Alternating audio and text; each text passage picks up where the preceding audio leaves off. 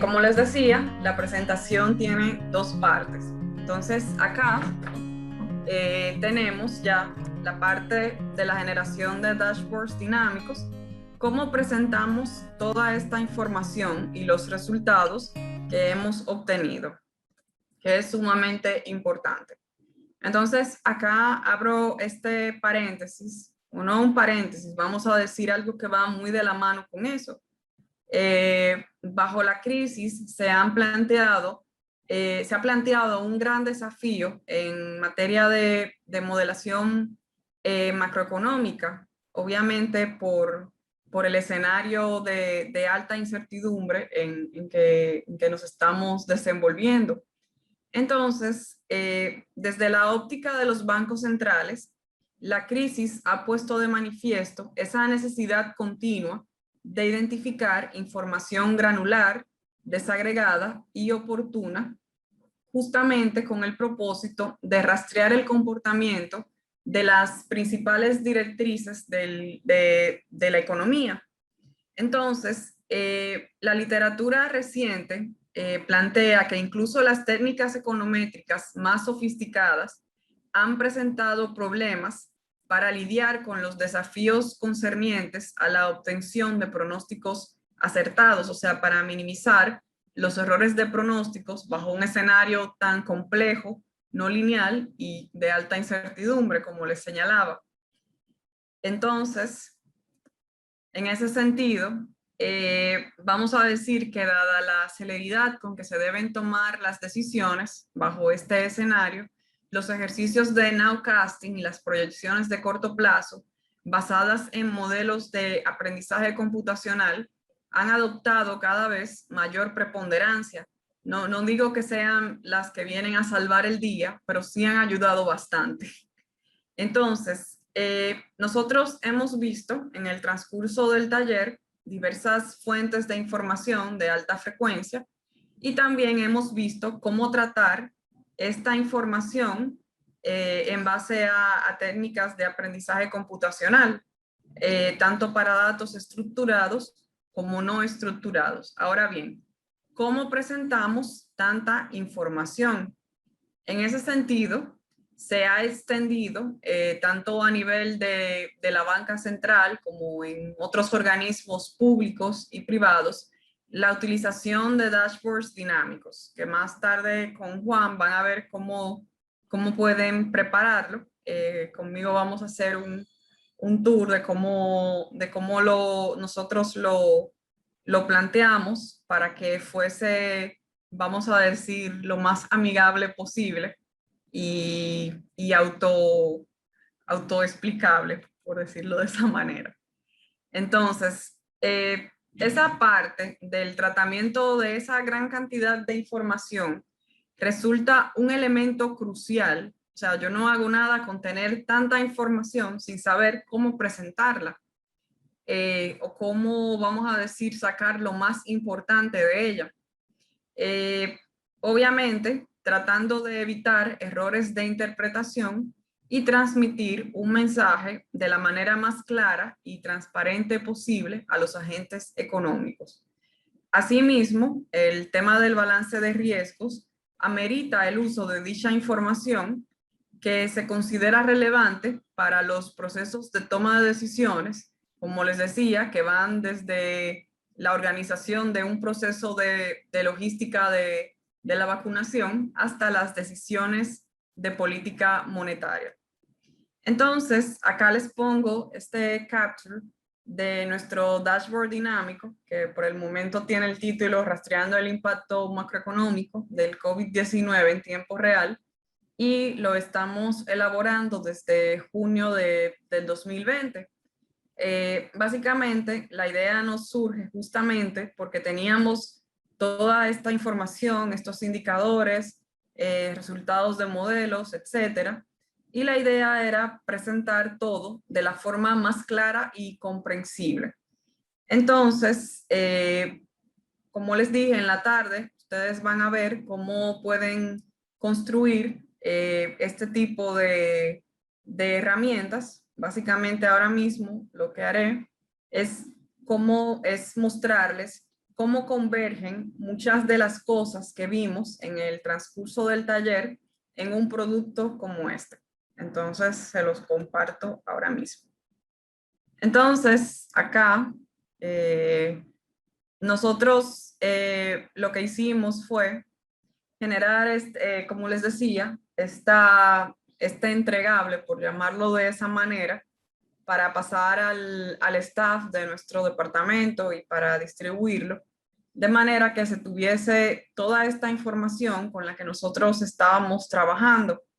Acá Juan hizo un trabajo artístico muy bonito, la verdad. Entonces, en primer lugar, la idea era como ir concatenando el escenario, o sea, vamos a decir, el panorama epidemiológico con el desenvolvimiento de los principales indicadores macroeconómicos. O sea, en un statement de la Fed, Jerome Powell llegó a decir que el desenvolvimiento o la trayectoria de las variables macroeconómicas estaba supeditada al virus y ya. Entonces, en ese sentido, obviamente se considera relevante incorporar esta información como parte como complemento de lo que vamos a presentar. Acá nosotros tenemos este mapa. Si ustedes le hacen un zoom out, lo van a ver completo, pero acá lo pongo para la región. Acá se tienen los casos confirmados de COVID, los recuperados y las decesiones. Entonces, también este mes ya vamos a ir incorporando la parte de la vacunación. Entonces, en el panorama internacional, nosotros incorporamos el indicador de incertidumbre internacional, que si ustedes recuerdan, lo vimos en la segunda clase, cuando trabajábamos con los ejercicios de text mining, cómo generar este indicador de alta frecuencia con noticias diarias. De hecho, es un indicador diario. Vamos a decir cómo derivar información a partir de eso. Acá, por ejemplo, en la línea azul tenemos el comportamiento del indicador que nosotros elaboramos comparado con el EPU, que es el índice de incertidumbre económica y política. Yo les había señalado que tenían una correlación de un 73%. Sin embargo, en el caso de nosotros, podemos hacer una descomposición por bloques, que viene siendo, vamos a decir, una de las principales bondades de esta herramienta. Entonces, por ejemplo, en este caso, se señalaba, por ejemplo, cómo yo puedo visualizar el balance de riesgos capturado a través de ese indicador, si se iba recuperando, si se iba deteriorando, y estaba normalizado en un intervalo de 0 a 1, donde 0 representaba el máximo, vamos a decir, el nivel máximo, perdón, mínimo de deterioro, y los valores cercanos a 1 presentaban el máximo deterioro. Entonces, obviamente, en ese momento, en la medida en que se iban observando nuevos casos y rebrotes de COVID, se iba deteriorando el indicador. Sin embargo, cuando se empezó a llevar a cabo el proceso de vacunación y se empezaron a dar las noticias sobre, vamos a decir, se empezó a crear cierto panorama un poco más optimista, se fue visualizando como una mejora paulatina en ese indicador de incertidumbre y vamos a decir, a nivel del comportamiento de la economía y de los mercados financieros. Entonces,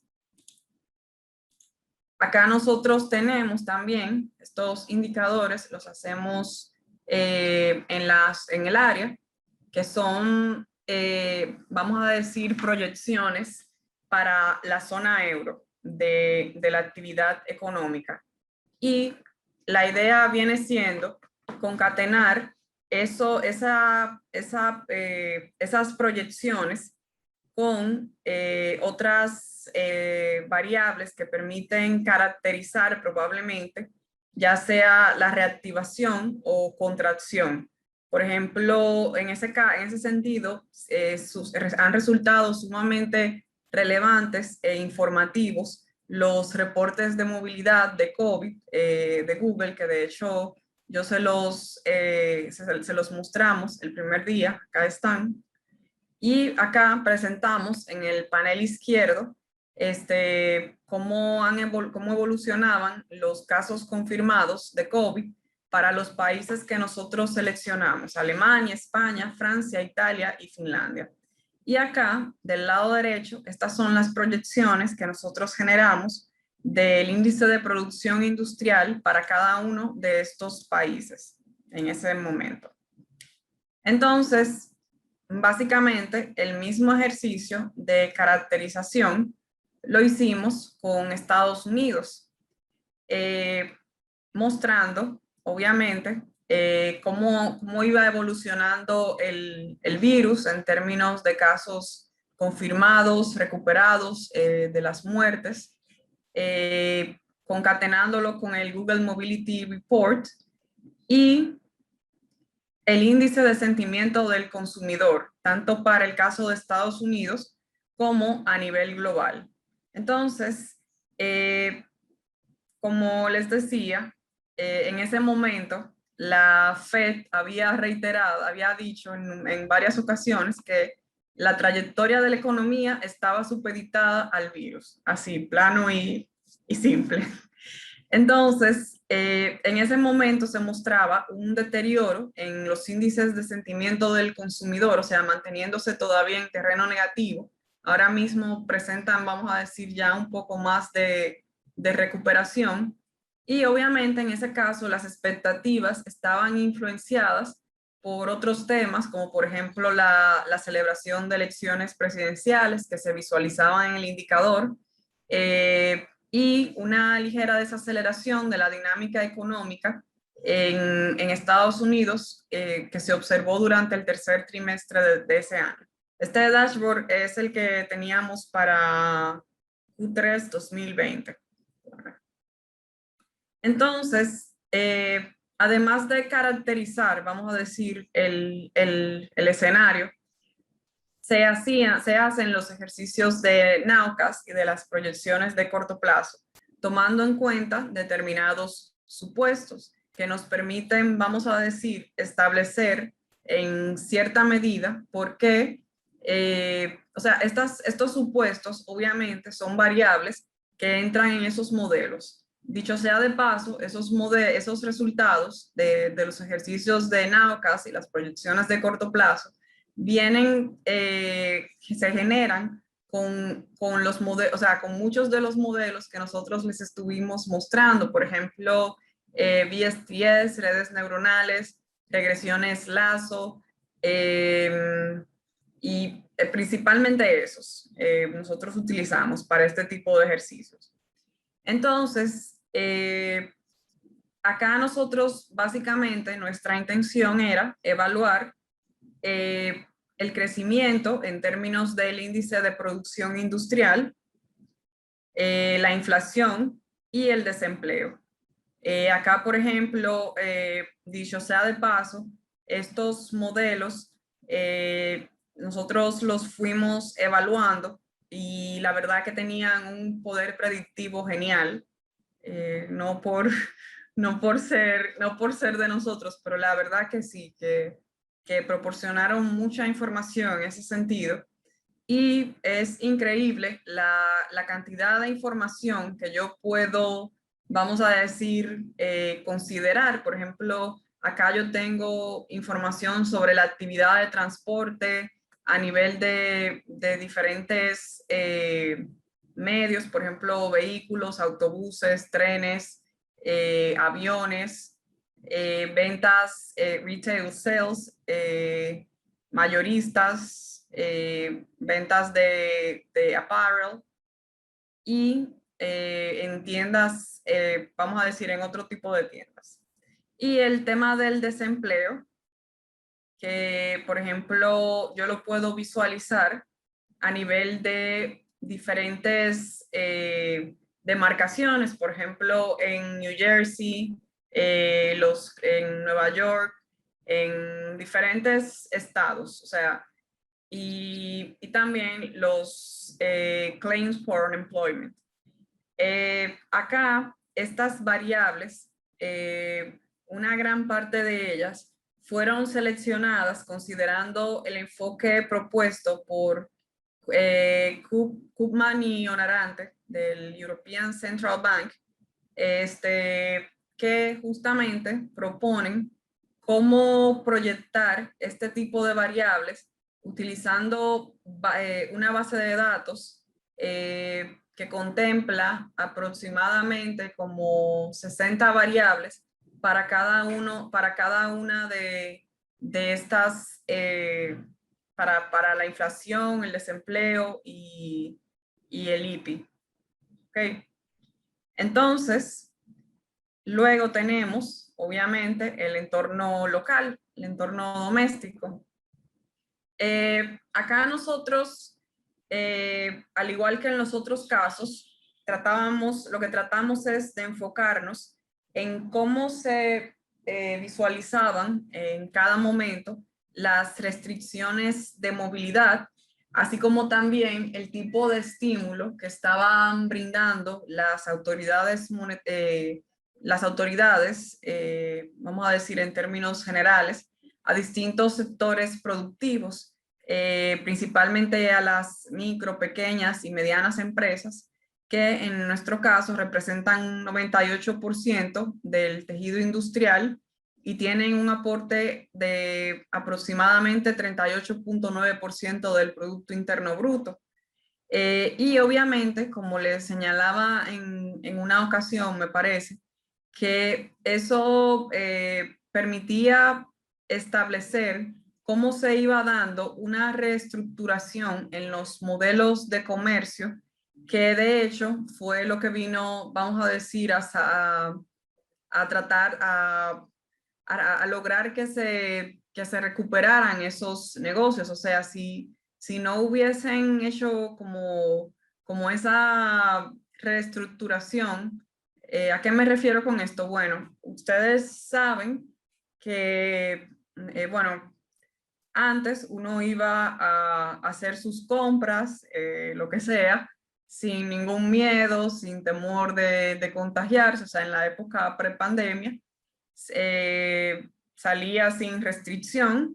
Sin embargo, muchas empresas, para poder, vamos a decir, mantenerse a flote, principalmente las MIPYMES, lo que hicieron fue irse a la virtualidad, obviamente, o sea, adoptar un modelo de comercio distinto. Dígase que, por ejemplo, ustedes saben que están las redes sociales, por ahí se promocionan los productos, la gente los paga ya sea por una plataforma tipo PayPal, Payoneer, hasta por WhatsApp, por una billetera electrónica. Entonces, le mandan la mercancía a su casa. O sea, vamos a decir como pensándolo de esa manera. Entonces, ahí nosotros íbamos como capturando ese tipo de elementos y cómo podrían contribuir, cómo iban a contribuir eventualmente a la recuperación de la dinámica económica. Acá también nosotros incorporamos la descripción del panorama epidemiológico, el reporte de movilidad de Google histórico, el tema del hashtag quédate en casa, como los mentions en las redes sociales, básicamente como para ir revisando toda esa parte de cómo se visualizaría el nivel de contagios dentro de determinada cantidad de días y cómo eso pudiese afectar potencialmente la actividad económica. Entonces, este fue el primer ejercicio que nosotros le mostramos. De hecho, este es el indicador de reactivación económica. el indicador compuesto de reactivación económica. Si ustedes recuerdan, nosotros teníamos dos grupos dos conjuntos de variables vinculadas a la reactivación y al confinamiento o a la contracción. Y al final eso nos permitía generar esta métrica escalada de 1 a 10, donde el escenario base era el reporte del primer caso de COVID en el país. Este indicador es una métrica de alta frecuencia, como yo les señalé en aquella ocasión, y básicamente viene capturando la evolución de las actividades productivas en la economía, y la verdad que viene anticipando en cierta manera el comportamiento tanto del sentimiento del consumidor como de la actividad económica en sí. Entonces, en ese sentido, nosotros íbamos evaluando cómo el comportamiento de la actividad económica se iba visualizando, o sea, cómo se iba recuperando en función de las variables de reactivación o cómo se iba penalizando en función de las variables de confinamiento. Entonces, acá tenemos otros indicadores locales que también nos permiten evaluar el balance de riesgos de las principales variables macroeconómicas. Entonces, por ejemplo, acá tenemos el indicador mensual de actividad económica, en términos interanuales, el IMAE, el consumo privado y la inversión. Así como también otras caracterizaciones, como por ejemplo otras variables que permiten, que ayudan a caracterizar ese comportamiento, como por ejemplo las transacciones de sistema de pagos. Acá tenemos pagos por internet, en puntos de venta, cómo se ha visualizado ese incremento en los pagos por internet y vía telefónica desde el inicio de la pandemia, el indicador de confianza del consumidor para el caso de la República Dominicana, y acá tenemos estas emisiones de NO2 que vienen siendo una proxy de las actividades de transporte y manufactura. Entonces, ¿qué iba a decir aquí que se me escapa? Creo que era eso. Entonces, esta parte, a veces nosotros en el dashboard mostramos, vamos a decir, un caso de estudio.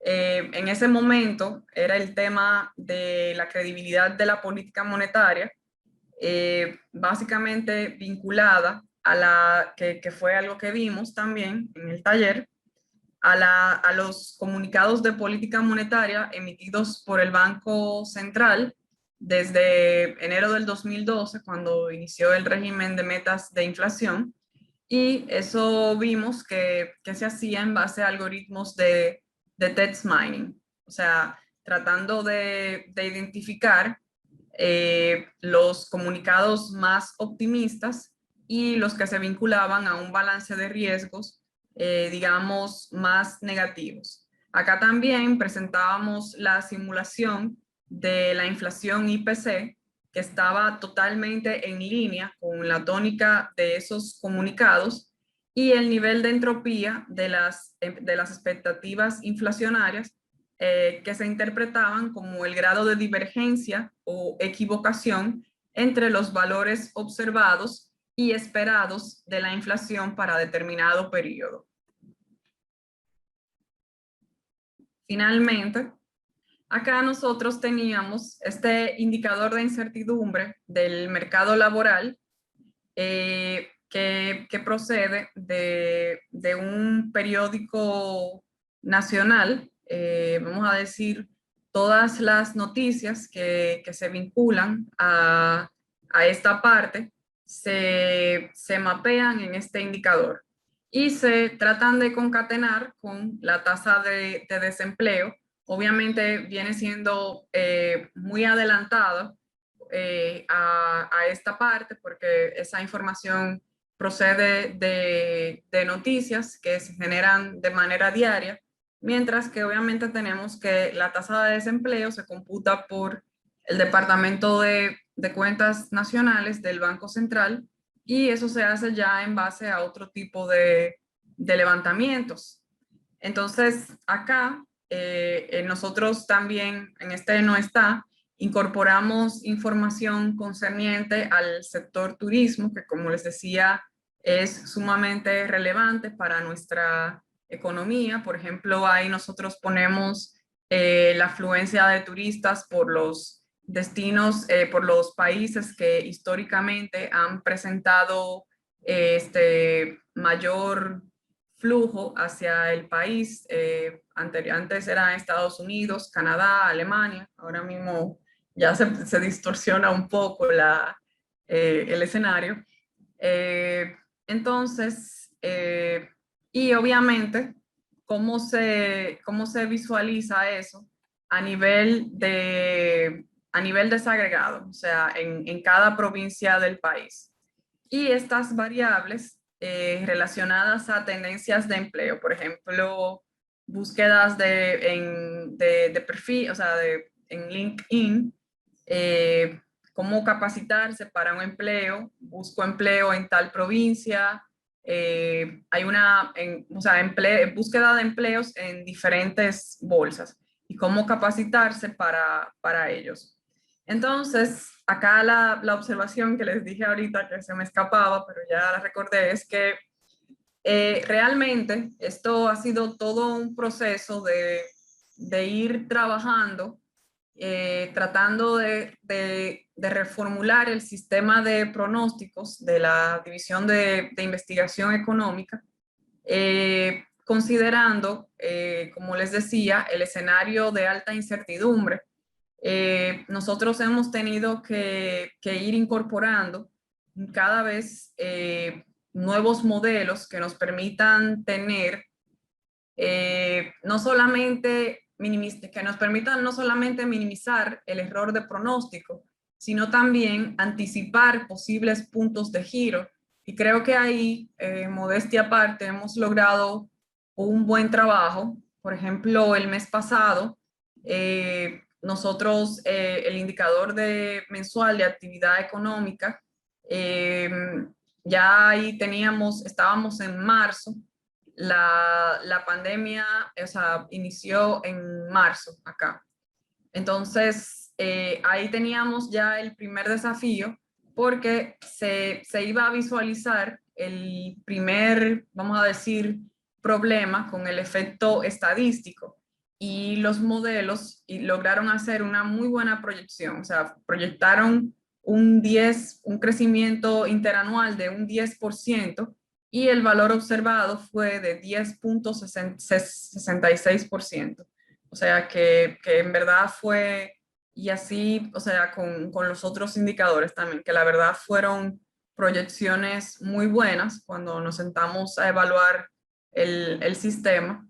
Y bueno, obviamente acá nos quedan muchos desafíos, o sea, por ejemplo, cómo continuar avanzando en esta línea de trabajo, cómo emplear otras nuevas herramientas, como por ejemplo el tema de Deep Learning, que viene siendo ya algo, eh, vamos a decir, que permite derivar resultados más acertados, porque cada vez se va logrando generar como esas herramientas que permitan dar un mejor tratamiento al tipo de información que se tiene.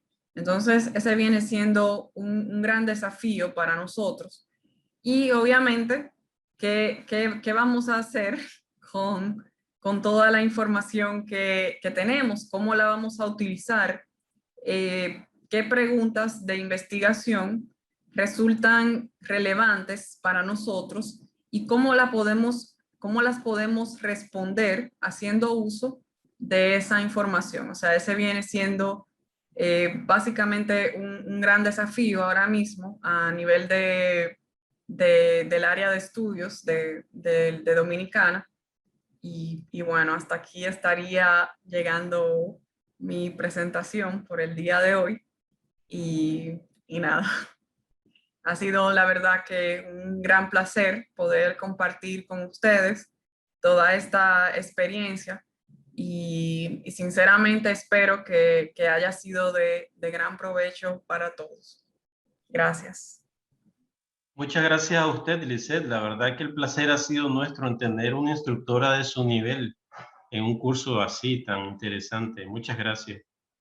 Muchísimas gracias a ustedes por la atención, obviamente, por estar acá, por todo. De verdad que sí. Nos sentimos muy honrados por todo.